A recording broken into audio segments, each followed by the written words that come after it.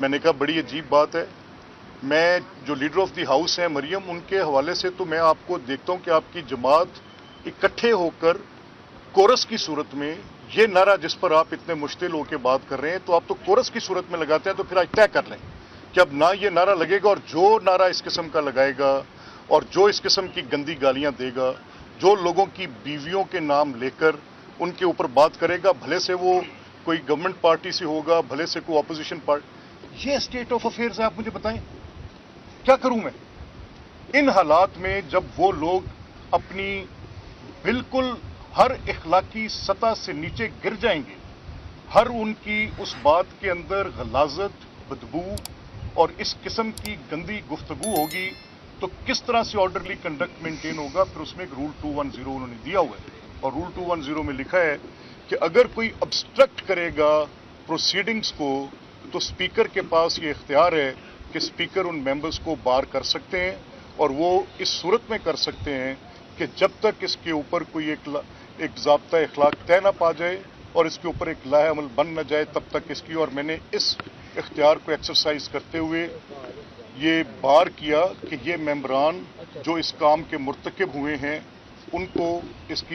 उनकी मैंने इन सेशंस के लिए फॉर नंबर ऑफ सेशंस मैंने उनको बार किया। मैं मुझे प्लीज खाए साहब प्लीज।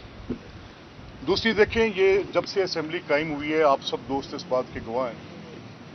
मैंने अपनी हतल वसा कोशिश की कि डायलॉग को फ़रोग दिया जाए, कल्चर को फ़रोग दिया जाए, तहजीब को फ़रोग दिया जाए,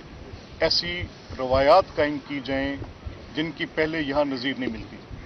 मेरे सामने अपोजिशन से एक मोअज़्ज़ज़ रुकन ने एतराज़ उठाया कि वो अरकान असेंबली जो कि सब्जेक्ट मैटर हैं for the supreme court hearing